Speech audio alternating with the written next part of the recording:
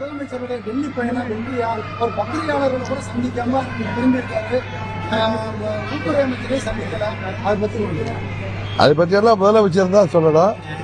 முதலமைச்சரை பதவியேற்ற பிறகு பிரதமரை சந்திக்க சென்றிருக்கிறார். மற்றபடி அதை பற்றி முதலமைச்சர் தான் பதில் சொல்லணும். நீங்க கேட்ட மாதிரி அவர் பத்திரிகையாளர்களை சந்திக்க மறுக்கிறார்னா அது அவருடையும் அவர் சார்பா பேசுற ஆதவ் அர்ஜுனா மாண்புமிகு ஆதவ் அர்ஜுனா அவர்கிட்ட தான் கேட்கணும். நீங்க பொதுவாக பத்திரிகையாளர்கள் டெல்லியில போனோம்னா முதலமைச்சர் பிரதமரை சந்தித்த பத்திரிகையாளர்கள் சந்திக்காம சரி, இதுவரைக்கும் அவர் பத்திரிகையாளர் சந்திப்ப தமிழ்நாட்டில் முதலமைச்சராக சந்திச்சாரா? அதெல்லாம் நீங்க அவரை தான் கேட்கணும். குதிரை பேரம் மூலம் ஆட்சியை காப்பாத்திருக்காரு. அதாவது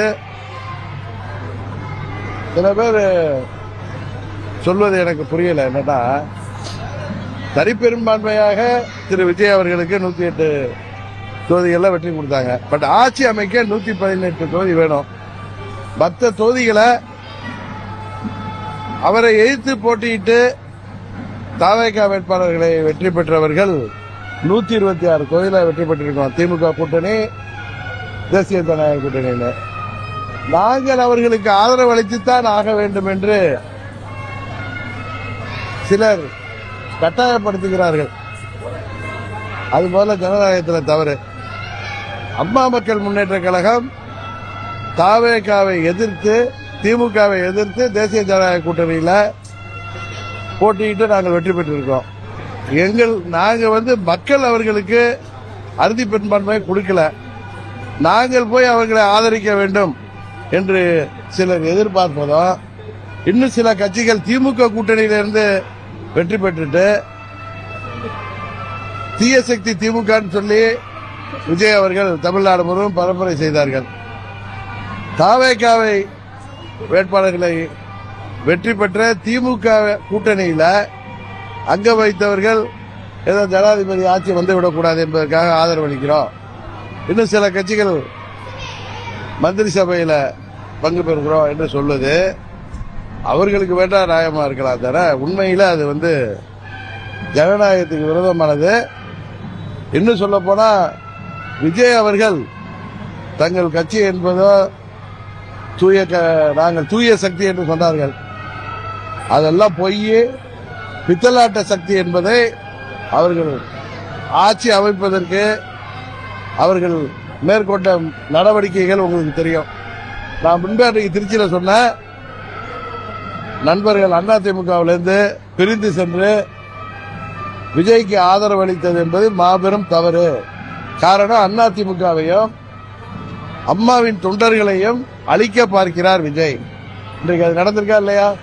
25 பேர் தேவையில்லாமல் அதிமுகவுக்கு எதிராக நிலைப்பாடு எடுத்து தேசிய ஜனநாயக கூட்டணி நிலைப்பாட்டுக்கு எதிராக விஜய்க்கு ஆதரவு அளித்து இன்றைக்கு அவர்களை விஜய் நடு ரோட்டில் விட்டுட்டார். அதுபோல பிரிந்து இருந்தவர்களை விஜய் போய் சந்தித்தது அது சட்டத்திற்கு புறம்பானது என்பதுதான் உண்மை.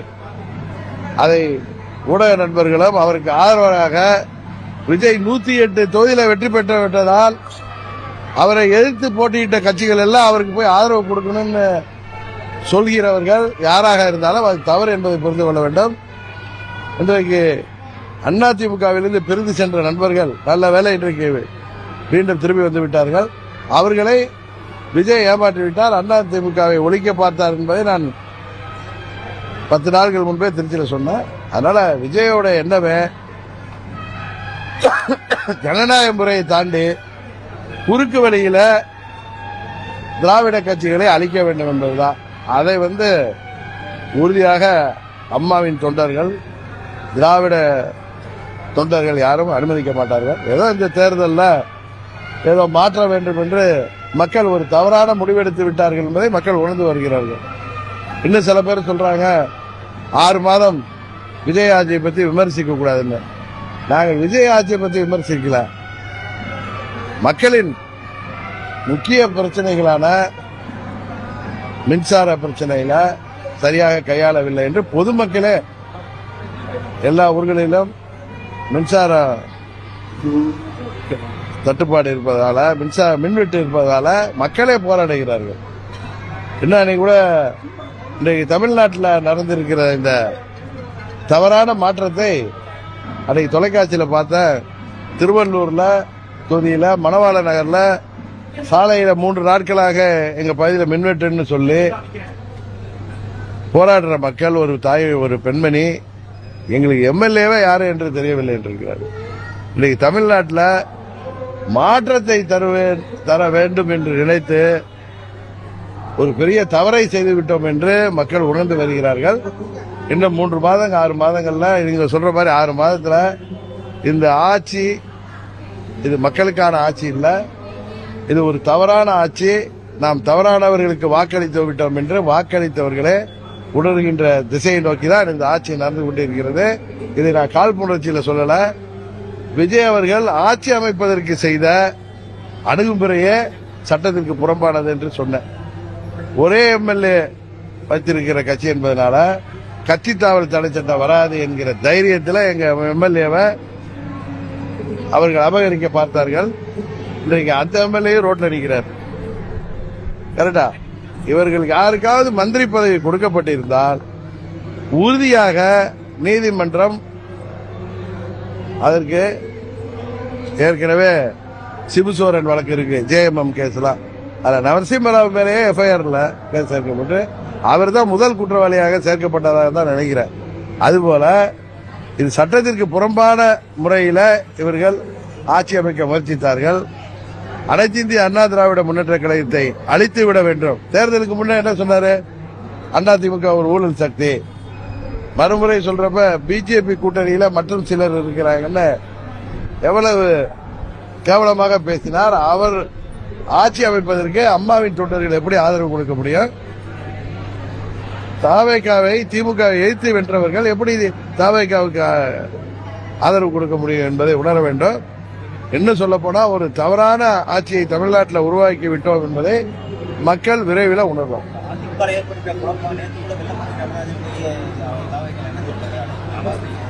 அதாவது இன்னைக்கு இதுபோல அவசரப்பட்டு செய்கின்ற நடவடிக்கைகள் நாளைக்கு அவர்கள் தவறு செய்துவிட்டோம் என்பதை உணர்ந்து திரும்பவும் அம்மாவின் கட்சிக்கு வருவதற்கு காலம் வெகு தொலைவில் இல்லை.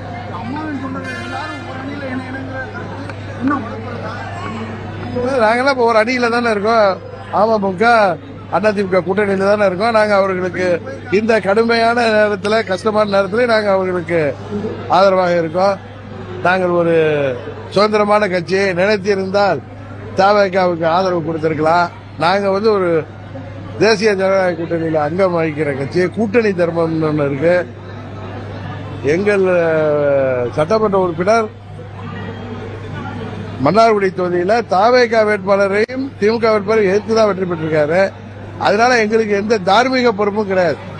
மக்கள் 108 கொடுத்திருக்காங்க. அது ஆட்சி அமைப்பதற்கு அவர்கள் நேர்மையான முறையில் தான் முயற்சி செய்யணுமே தவிர இது மாதிரி எம்எல்ஏக்களை தூக்குவது, இன்னொரு கட்சியை உடைக்க செய்து அவர்களுக்கு போலியான வாக்குறுதிகளை சொல்லி அவர்களை போய் சந்தித்தது என்றெல்லாம் இது கட்சி தாவல் தடை சட்டத்திற்கு விரோதமானது. உறுதியாக இந்த ஆட்சியாளர்கள் மீது உரிய நேரத்தில் கட்சி தாவல் தடை சட்டத்தின் மீது அவர்களுக்கு குதிரை பேரம் மூலம் இந்த ஆட்சி நடைபெறுகிறது என்பது உறுதியாக எந்த நேரத்தில் வழக்கு தொடங்குமோ அந்த நேரத்தில் தொடரும்.